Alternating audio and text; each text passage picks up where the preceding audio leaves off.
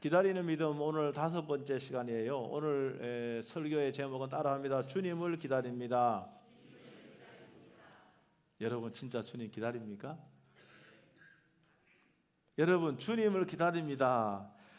여러분 이 주님이 다시 오신다는 사실은 사람들이 잘 믿지 못하는 것 가운데 하나지요. 오늘 이 본문으로 택한 이 성경에 예수님이 하늘로 승천하신 후에 한 베드로 후서는 한 30여 년 뒤에 쓰여졌고요. 요한계시록은 한 60여 년 뒤에 쓰여졌습니다. 그 당시에 그리스 로마인들의 그 세계관 속에는 이 종말이라는 개념이 아예 없었습니다.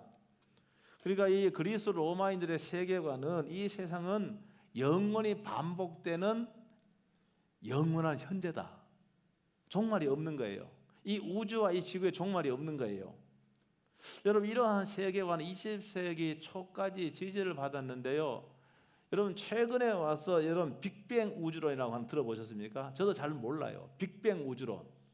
이걸 가장 쉽게 하면은 우주가 고정된 것이 우주가 변한다는 겁니다. 우주가 변한다는 거예요. 지구도 우주의 일부분인데 변한다는 겁니다. 이게 과학적 사실로 다 과학에서 인정을 하는 거예요. 빅뱅 우주론이에요. 여러분 그렇다고 한다면 오늘 뭐라고 되어 있는가 하면 요한계시록에 읽은 말씀이 뭐라고 되어 있습니까? 새 하늘과 새 땅이잖아요. 오늘 본문 말씀도 뭐라고 되어 있습니까? 우리는 그의 약속대로 의가 있는 곳인 새 하늘과 새 땅을 바라본다 그래서요. 여러분 새 땅과 새 하늘, 지금 이게 우주의 일부인 이 지구 이걸 얘기하는 거 아니에요. 이거 봐 본저 다른 세계를 말하고 있는 거예요. 여러분 그러므로 이런 빅뱅 우주론의 근거를 하면은 여러분 이게 가능한 현실이 된다 그 말입니다. 여러분 그런데 사람들은요 이와 같은 것을 잘 알지 못하기 때문에 이걸 믿는 사람을 막 조롱을 하고 막 비방을 할 수가 있는 거예요. 요한계시록 22장에 제가 쭉 읽어보면은요 거기에 새하늘과 새 땅인데 거기에 보니까 한 나무에 12종류의 나무 과실이 열리고 그것도 한 달에 한 번씩 열린대요. 그렇게 돼 있어요. 여러분 그러면 1세기에 이 사람들은 이게 도대체 이해가 됩니까? 이걸 받아들일 수가 있어요? 아니, 못 받아들이죠. 못 받아들이기 때문에 그건 너무 허황된 말이다 라고 생각을 하고 이걸 믿는 사람을 뭐 하는가 하면은 조롱도 하고 비방도 하고 그렇게 한다는 말입니다. 제가요 지난번에 우리 장로님이랑 같이 가는데 시차례 때 문경 갔잖아요. 그 문경 세제 제가 자주가 아니라 저 좋아해서 자주 갑니다. 1년에 뭐 작년에도 가고 재작년에 2번 가고 가는데 거기 맨발 걷기 너무 좋거든요. 거기 문경 세제 입구에 보면 뭐가 있는가 하면 사과나무가 쫙 심어져 있습니다. 가본 분은 아실 거예요. 제가 사진도 찍어 왔는데 근데 보니까 사과나무가 있는데 자 보세요. 자세히 보면 뭔가 하면은 사과 놔둬요. 사과 성격도 급해. 사과 맨 처음 거 저거 제가 찍은 사진이에요. 스마트폰으로. 저거요 뭔가 하면은 나무 저게 빨간 사과는 부사라고 하는 종류의 사과입니다. 근데 노란 사과가 있어요. 저 노란 사과는 시네마 골드라고 하는 신품종이야. 저 사과 맛있더라고요. 여성들이 좋아한다는 사과예요. 저게 먹어보셨습니까? 먹어보셨어요? 그 비싼 걸 먹어봤어요? 네. 여러분 한 나무에요 지금 저것뿐만 아니라 다른 나무도 보면 한 나무에 여러 종류의 여러분 과일이 열리는 거예요. 지금요 농업 기술이 발달해 갖고요 자두나무에 함께 체리도 열리고 이것도 저것도 열리고 여러분 그러니까 제가 지금 무슨 말을 하는가 하면은 여러분 그러니까 뭡니까 이 한 나무 12과실이 열린다는 거 여러분 지금은 믿을 수 있는 겁니다. 충분히 믿을 수 있는 거예요. 근데 1세기 전에는 허황된 말이었습니다. 농업 기술이 발달 안 됐어. 과학이 발달 안 됐어요. 그런데 성경에 있는 사실이 가능한 현실이라고 하는 것을 충분히 우리가 이해하고 동의할 수가 있습니다. 여러분 그러므로 여러분 성경에 있는 그런 내용들이 허황된 내용이 아니라는 겁니다. 여러분 가공된 그런 내용이 사람이 만든 이야기가 아니라는 겁니다. 그러니까 여기 있는 대로 딱 말입니다. 우리의 상식과 과학으로 동의할 수 없어도 여러분 이거는요 하나님 말씀이기 때문에 이루어진다는 걸 제가 말씀을 드리는 겁니다. 마찬가지입니다. 1세기 때 예수님 다시 오신다는 거. 예수님이 다시 오신다는 것을 도대체 사람들이 이걸요 그들의 우주관 시간관으로는 도저히 이거 믿을 수가 없는 거죠. 아니 지금 태어날 때부터 지금까지 우리 조상들부터 지금까지 이 지구가 변한 게 하나도 없는데 무슨 새 하늘과 새 땅이고 그때 예수님이 다시 오신다고 하느냐? 저 어리석은 사람들이다. 저 사람 어떻게 이렇게 된 게 아니냐고 이렇게 말입니다. 그리스도인들이 조롱을 받았다는 말입니다. 이때 조롱을 받은 거예요. 지금 거기 앞에 읽지 않은 3장 3절에 있는 거예요. 말세에 조롱한 자들이 와서 믿는 사람을 조롱한단 말입니다. 그러면서 뭐 하는가 하면은 주께서 강림하신다는 약속이 어디 있느냐? 조상들이 잔후로부터 만물이 처음 창조할 때까지 그냥 있다. 그냥 있는데 무슨 말도 안 되는 소리를 하고 있느냐? 이렇게 조롱을 했다는 말입니다. 그러니까 믿음의 사람들은 하나님의 이런 말씀을 믿기 때문에 이것 때문에 조롱을 받는다는 겁니다. 여러분 구약에 보면은 창세기에 보면 노아 이야기가 나옵니다. 그 당시에 사람들이 너무 악해서 하나님께서 사람을 창조하신 것을 뭡니까? 후회까지 했어요. 그래서 물로 심판을 하는데 그 수많은 사람 가운데 오직 노아는 믿음의 사람이었고 거룩한 사람이었고 경건하게 하나님 섬기는 사람이었습니다. 그래서 하나님의 하실 일을 노아에게 미리 알려주신 거예요. 뭐라고 알려주십니까? 내가 물로 심판하겠다는 겁니다. 그러면서 노아에게는 물로 심판하는데 너는 뭐 해야 돼? 너는 배를 만들라. 배를. 내가 너를 구원하겠으니 배를 만들라는 겁니다. 성경에 제가 읽어보니까 방주의 크기가 300규빗이래. 300규빗. 여기서부터 팔까지가 한 여기 1규빗입니다. 대략 한 40cm 돼요. 여러분 그러니까 300규빗이면은 제가 계산을 해보니까 한 135m가 돼요. 135m의 배를 만들고 폭이 22.5m, 높이가 한 13.5m, 한 뭐 4층 높이 그 정도 돼요. 이 배를 만든 거예요. 여러분 근데 이런 배가 혼자 힘으로 몇 년 걸리겠습니까? 혼자 힘으로 몇 년 걸리겠어요? 여러분 성경에는 기간을 유추해 보면 최소 40년, 최소. 보통 학자들이 40년이라 그럽니다. 40년. 최소 40년에서 120년이야.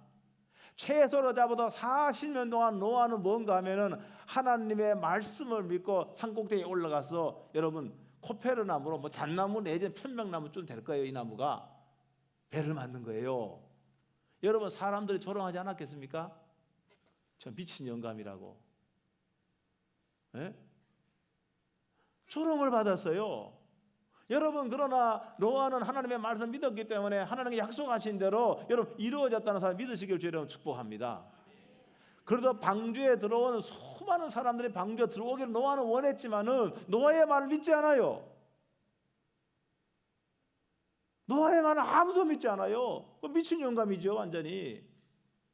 그런데 그 방주에 들어온 노아의 식구들과 그리고 거기에 들어온 짐승들은 여러분 생명이 보존되었다는 사실을 믿으시길 주여 축복합니다. 다 조롱한 거예요.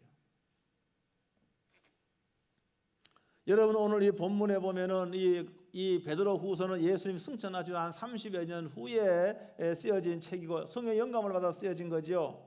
그래서 예수님의 재림을 믿고 기다리는 사람들을 무시하고 조롱했습니다. 그런데 오늘 말씀도 보니까 예수님이 도둑같이 온다. 도둑같이 온다. 도둑같이. 여러분 도둑같이 온다는 말씀의 의미가 뭡니까? 여러분 이 말씀은요 예상하지 않은 때에 온다는 겁니다. 예상하지 않은 때에 온다는 게 핵심이에요. 여러분 예수님이 맨 처음에 오실 적에는 사람들이 몰라봤습니다. 몰랐어요. 맨 처음에 오실 적에는 예수님이요 아주 가난한 모습으로 오셨습니다. 근데 예수님이 오실 적에는 도적같이 오시는데 예상하지 않은 데에 오는 거예요. 비밀스럽게 오시지 않습니다. 이제 예수님이 오실 적에는 영광 가운데 오시는 거예요. 오늘 본문에 보니까 하늘이 큰 소리가 떠나간다 그랬어요. 여기 10절에 보니까 그러나 주의 날이 도둑같이 오리니 그날에는 하늘이 큰 소리가 떠나가고 그러니까 사람들이요 그 상황을 다 귀로 들을 수 있고 눈으로 볼 수 있는 거예요. 예수님이 다시 오실 그날은요. 이런 중요한 사실은 일반적인 사람들이 예상하지 않은 때에 우리 주님이 오신다는 사실이에요. 1992년에 여러분 내가 경험하신 다미 성교회가 한국 교회의 쓰나미같이 한국 교회에 여러분 풀어왔습니다. 다미 성교회 아시는 분이 들어본 분이세요? 다미 성교회가 1992년 12월 28일 예수님 재림한다고요. 이걸 철석같이 믿고 저들이 한 곳에 모여서 그 자정 때 12월 이후 자정에 예수님 오신다고요. 저렇게 포교를 하고요. 예수님 오시니까요 가정도 버리고요. 예수님 오시니까 학교도 그만두고요. 예수님 오시니까 직장도 그만두고요. 그날을 손꼽아 기다렸어요. 12월 28일. 제가 왜 잘 기억하는가 하면은 제가요 그 해에 12월 31일 10월의 마지막 날 제가 결혼했어요.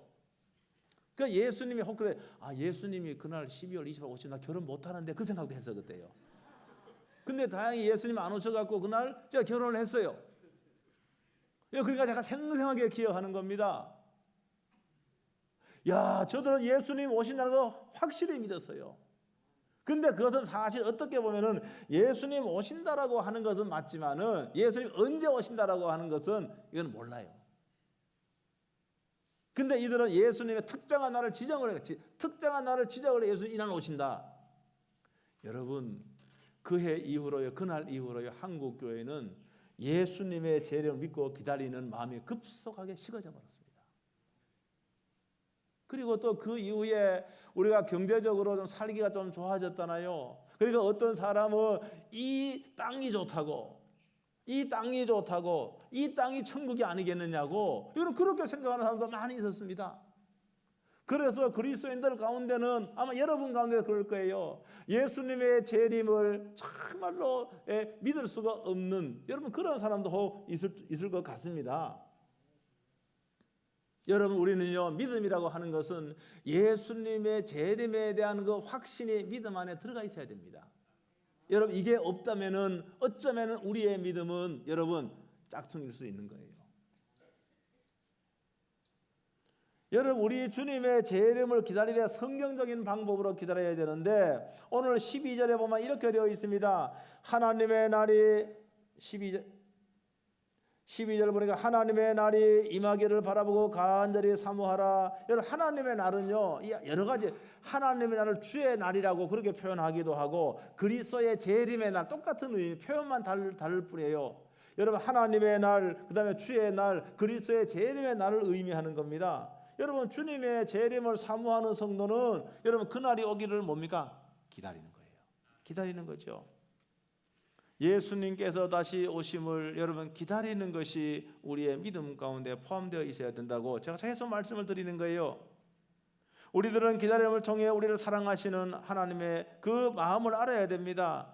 아니 도대체 예수님이 오신다고 약속한 지 몇 년, 2000년이라도 오시지 않는다고. 그러나 구절로는 이렇게 말하고 있습니다.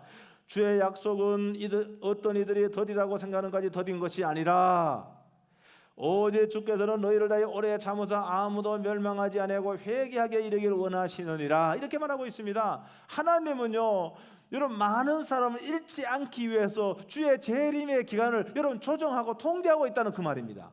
그 말씀 아닙니까? 그리고 또 여기 8절에 보면은 하나님께는 하루가 천년과 천년이 하루 같다고 이렇게 말하고 있어요.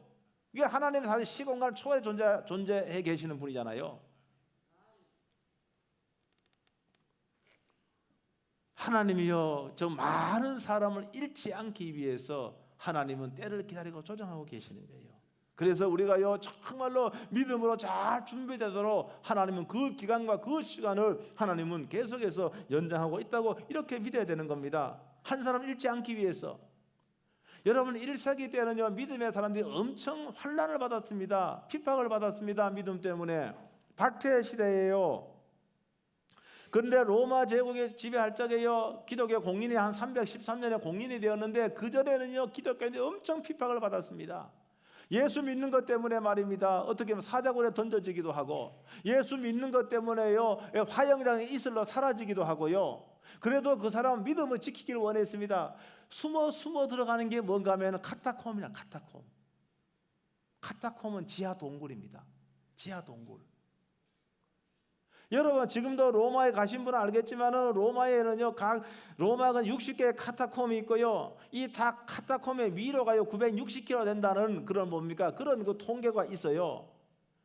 제가 터키의 갑바도기아의 이쪽에 카타콤이죠. 거기 가보니까 뭡니까? 무려 2,000명이 들어가 볼 수 있네요. 가보신 분 아실 거예요. 그죠? 가보셨죠?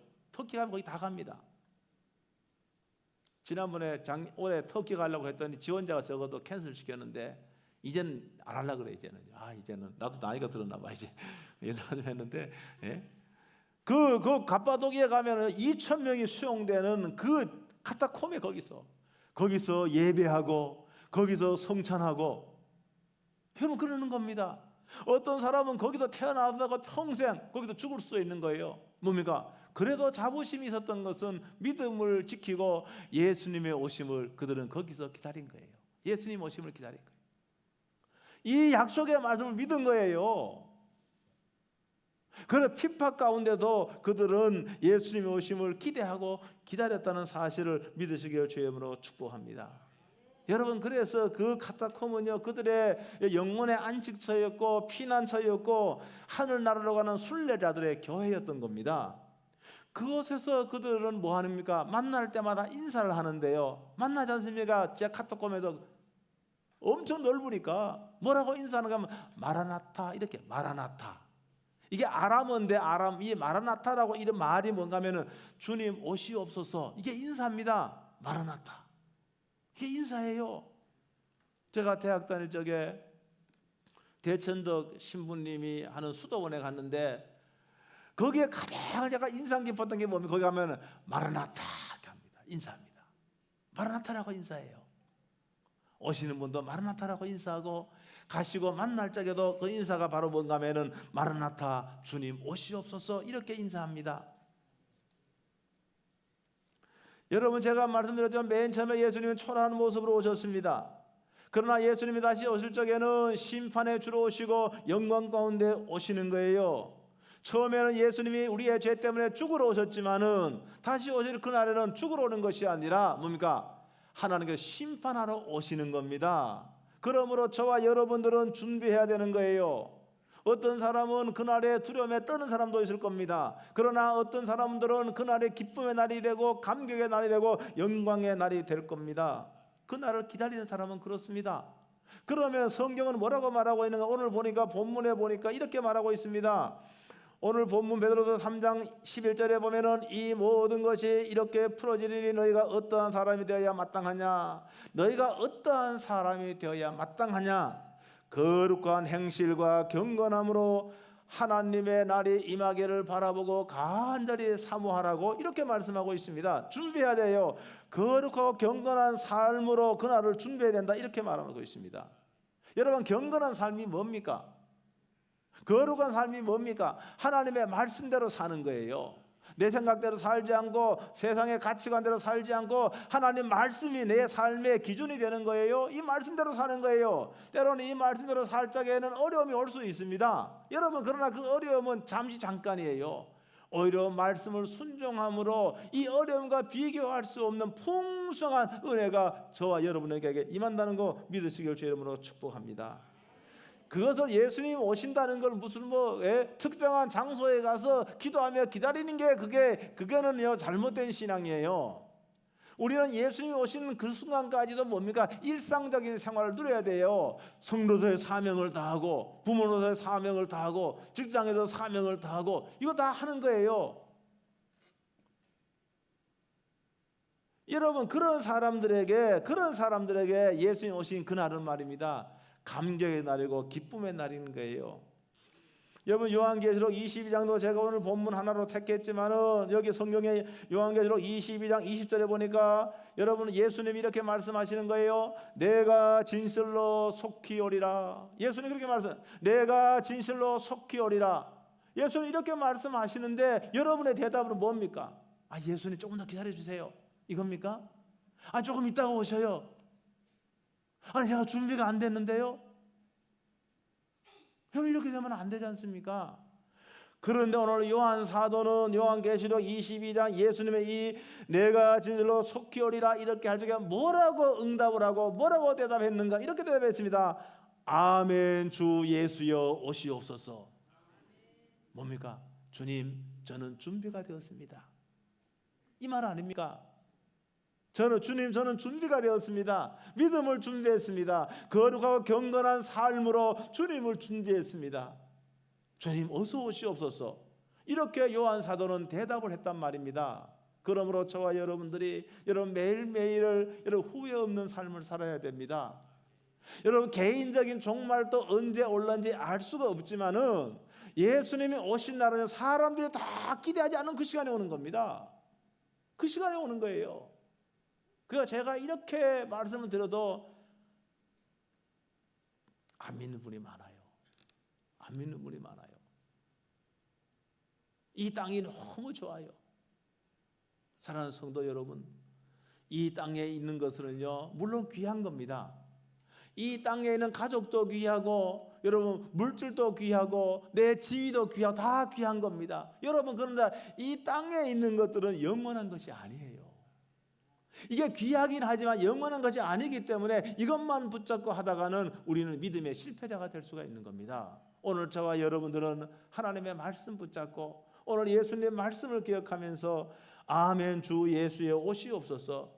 이렇게 이것이 여러분의 대답이 될 수 있게 될 주의 이름으로 축복합니다.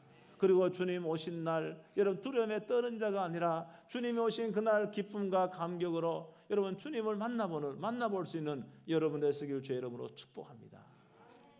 오늘 찬송 한 장하고 통성을 한번 기도하겠습니다. 앞에 나와서 좀 해줄까요?